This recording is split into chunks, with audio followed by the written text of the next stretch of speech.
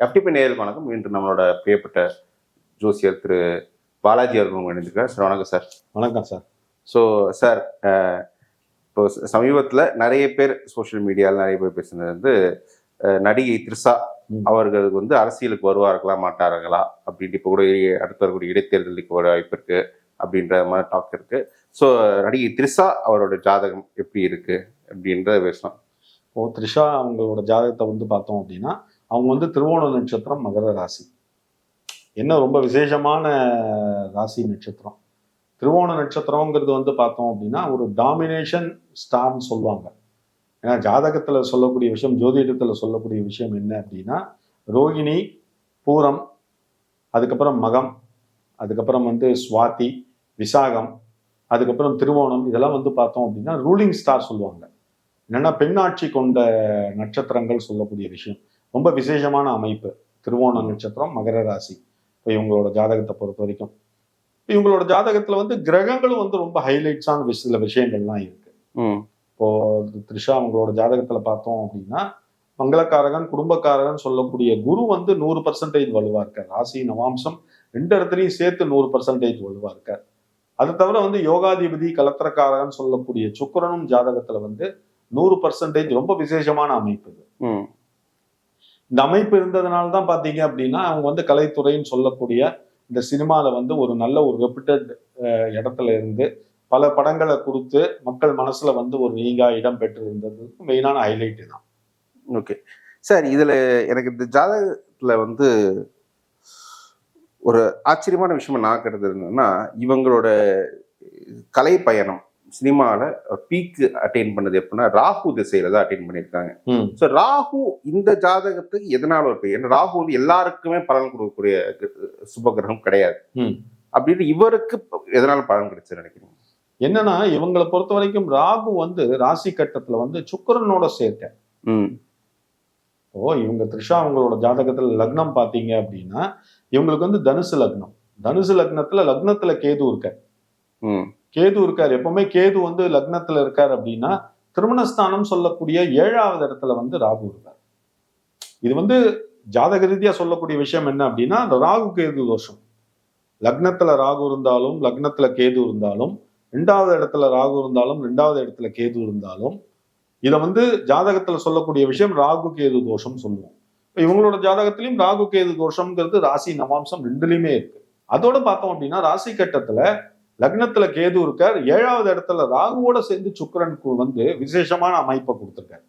அதனால இந்த ராகு திசையில் தான் அவங்க அழகி போட்டியில் பார்ப்பாங்க. சினிமால பெரிய பொசிஷன்ல வந்தது.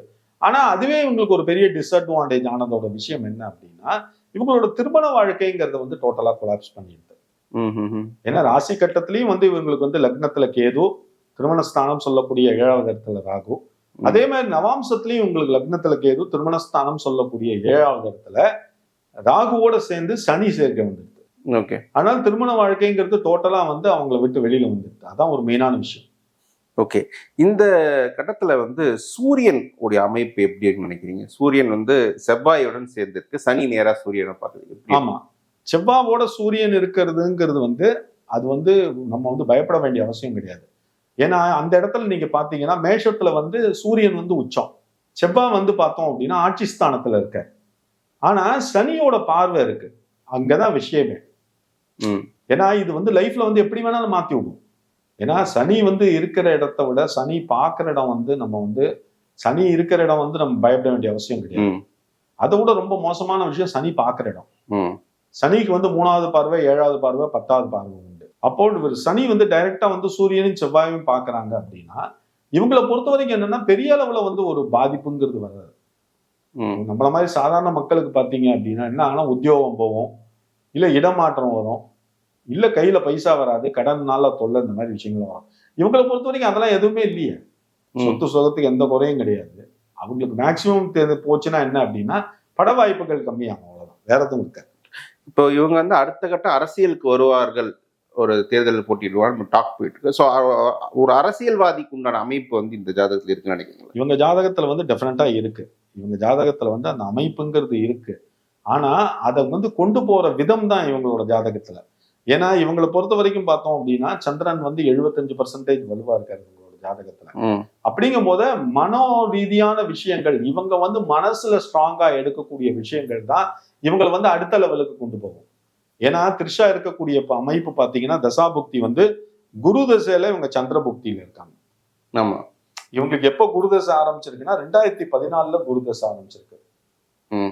2030 வரைக்கும் இவங்களுக்கு வந்து குரு தசை இருக்கு. இப்போ வந்து இவங்க குரு தசையில சந்திர புக்தியில இருக்காங்க. ஆனா இப்போ வந்து ஜெயலலிதா அம்மாலாம் வந்து சினிமால வந்தாங்க அப்படின்னா, சினிமால நடிகரா வந்து அவங்க கட்சியில வராங்க அப்படின்னா அதுல வந்து அவங்களோட ஸ்ட்ராங்னஸ்னு ஒண்ணு இருக்கு.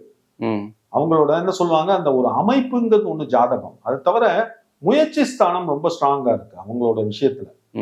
இல்லைன்னா நம்ம யோசிச்சு பாருங்க, ஏடிஎம்கேல வந்து எம்ஜிஆரோட மரணத்துக்கு அப்புறம் அவங்கள வந்து தலைமுடியெல்லாம் பிடிச்சி வெளியில இழுத்து போட்டு எல்லாம் பண்ணினோன்னு சேலஞ்ச் பண்ணி டாஸ்கிங் பவரா வெளியில எடுத்துன்னு வந்தாங்க. அவங்களோட என்ன சொல்லுவாங்க, அந்த தனித்துவத்தை வெளியில எடுத்துன்னு வந்தாங்க. இப்போ அந்த மாதிரிலாம் இவங்களை நம்ம பேஸ் பண்ணி பார்த்தோம் அப்படின்னா அவ்வளவு தூரம் நம்ம வந்து எதிர்பார்க்க முடியாது.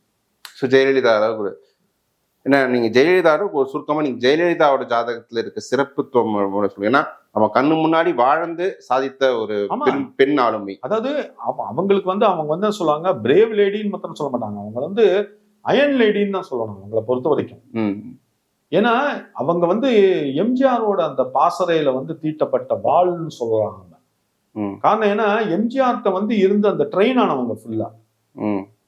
எம்ஜிஆருக்கு வந்து ஒரு அட்மினிஸ்ட்ரேஷன் எப்படி கொண்டு போகணும்னு அழகா தெரியும். அது பக்கத்துல இருந்து இவங்க கொள்கை பரப்பு செயலாளராக இருந்து பார்த்து அதோட நாலேஜை நல்லா கிரியேட் பண்ணி இவங்க லைஃப்ல வந்து பெரிய இதுல வந்துட்டாங்க இவங்க. பட் வந்து த்ரிஷாக்கு வந்து ஜாதக அமைப்புகள் அப்படி இருந்தாலும், சந்திரன் ஸ்ட்ராங்கா இருந்தாலும் அவங்க எடுக்கக்கூடிய டிசிஷன் முயற்சிகள்ல தான் அங்க விஷயமே இருக்கு. நான் இப்ப சொன்ன பாத்தீங்களா, அஜித் ஜாதகத்துல மனோகாரகன் ஸ்ட்ராங்கா இருக்காரு. ஆனா மைண்ட் அளவுல அவர் எடுக்கக்கூடிய முடிவு தான் அவர் அடுத்த கட்டத்துக்கு கொண்டு போகும். அங்கதான் விஷயமே. ஓகே, இப்ப விஜய் சார் என்ன பண்ணாரு, மைண்ட்ல லெவல்ல ஸ்ட்ராங்கா வச்சுட்டு அரசியல்ல வரணும்னு நினைச்சாரு, வந்தாரு. கட்சி ஆரம்பிக்கணும்னு நினைச்சா உள்ள வந்தாரு. மாநாடு நடத்தணும்னு நினைச்சா நடத்தி முடிச்சாரு. சிஎம் ஆகணும்னு நினைச்சாரு, ஆயிட்டாரு. அப்போ இதே ஸ்ட்ராங்னஸ் வந்து த்ரிஷாக்கு இருந்ததுன்னா மாத்திரம்தான் அரசியலுக்குள்ள வர முடியும். இல்ல இப்போ அப்படின்னா ஜெயலலிதான்றவர்கள் வந்து ஜெயலலிதா மற்ற அரசியல்வாதி இல்லாம ஒரு அவங்களோட அரசியல் பெயருமே நீண்ட காலமா இருந்தது. நீங்க வந்து இப்படி பாத்தீங்கன்னா ஜெயலலிதா ஜாதகத்தை நம்ம எடுத்து பார்த்தோம்னா இப்ப நம்ம ஜெயலலிதாவோட ஜாதகத்தை காட்டுறோம். இவங்க வந்து சினிமால பீக் போட்டு சுக்கிரதசை, அப்புறம் சூரிய திசை, சந்திர திசையில் கொஞ்சம் லைட்டா பின்னாடி வந்து செவ்வாய் திசையில முதல் முறை ஆட்சிக்கு வராங்க. மறுபடியும் இவங்க த்ரிஷாவுக்கு இருந்த மாதிரி ராகு திசை அவங்க நல்லா இருந்திருக்கு. ராகு திசையில 2 முறை முதலமைச்சர், கடைசியில குரு திசையில அவங்க மரணம் அடைகிறாங்க. ஸோ ஒரு கிட்டத்தட்ட ஒரு 25 இயர்ஸ்க்கு மேல பாலிடிக்ஸை சஸ்டெயின் பண்ணக்கூடிய அமைப்பு அவங்கள்ட்ட இருந்தது. அந்த மாதிரி அமைப்புகள்லாம் இவங்கிட்ட அந்த மாதிரி அமைப்பு வந்து த்ரிஷாட்ட கிடையாது.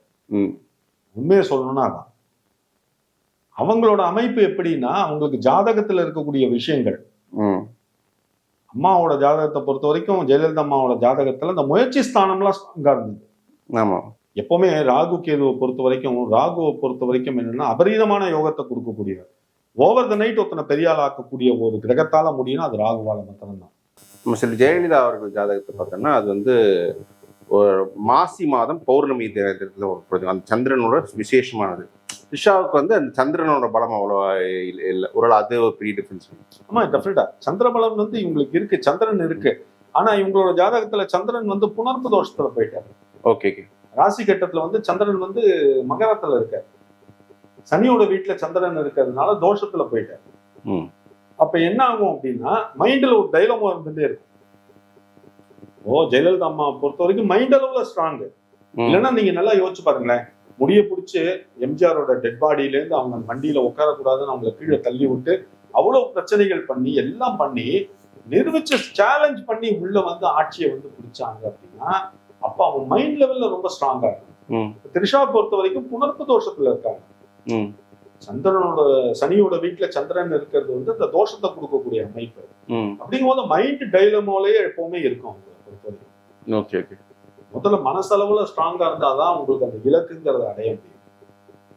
இவங்க இதுல கிரக அமைப்புகள் ஸ்ட்ராங்கா இருந்தா கூட அந்த முயற்சி தீவிரமா இருந்தாதான் அடுத்த லெவலுக்கு போக முடியும். அதனாலதான் நான் வந்து முதல்ல அஜித் சார் வீடியோவில் சொல்லும் போதும் சொல்லக்கூடிய விஷயமா தான், அவர் அமைப்புகள் கட்டங்கள் எல்லாமே சாதகமா இருக்கு, வரக்கூடிய தசாபுக்தி எல்லாமே சாதகமா இருக்கு, ஆனா அவரு மனசுல நினைக்கக்கூடிய விஷயங்கள் தான் முயற்சியா கொண்டு போய் நிறுத்துது. சார் இறுதியா சார், இப்போ அடுத்து திரிஷாவுக்கு வரக்கூடியது வந்து சனி திசை. சனி திசை என்பது இவருக்கு எப்படி இருக்கும் நினைக்கிறேன்? இவங்களுக்கு வந்து பொறுத்த வரைக்கும் சனி குரு திசைங்கிறது 2030 அக்டோபர் வரைக்கும் குரு திசை. அதுக்கப்புறம் 2030 அக்டோபர்ல இருந்து 2049 வரைக்கும் சனி திசை பொறுத்த வரைக்கும். ஆனா இவங்களோட ஜாதகத்துல வந்து பார்த்தோம் அப்படின்னா சனி வந்து ராசி கட்டத்துல உச்சத்துல வலுவா இருக்காங்க. நவாம்சத்துல வந்து பார்த்தோம் அப்படின்னா சனி பகைஸ்தானுக்கு போயிருக்காங்க, பாதிக்கு பாதி தான் இருக்காங்க. ஆனா இவங்களை பொறுத்த வரைக்கும் ரொம்ப டஃபஸ்ட் பீரியட் எப்போன்னு பாத்தீங்கன்னா சனி திசையில சனி 2030 அக்டோபர்ல இருந்து 2033 அக்டோபர் வரைக்கும் இவங்களுக்கு வந்து ரொம்ப டஃபஸ்ட் பீரியட். அதை தாண்டி வர்றதுங்கிறது ரொம்ப பெரிய விஷயம். அந்த மாதிரி சமயத்துல இவங்க ராங் டிசிஷன் ஏதாவது எடுத்தாங்க அப்படின்னா எல்லாமே கொலாப்ஸ் ஆயிடும் டோட்டலா. Okay sir. ஓகே சார், இவ்வளவு தூரம் வந்து என்ன கேள்விக்கு பதில் சொல்ல மாட்டேன் sir. Thank you sir. Thank you sir, thank you. வாழ்க வளமுடன். நீங்களும் பொறுமையா பல கேள்விகளை கேட்டீங்க, ரொம்ப சந்தோஷம். நல்லபடியா வெற்றி வரணும்.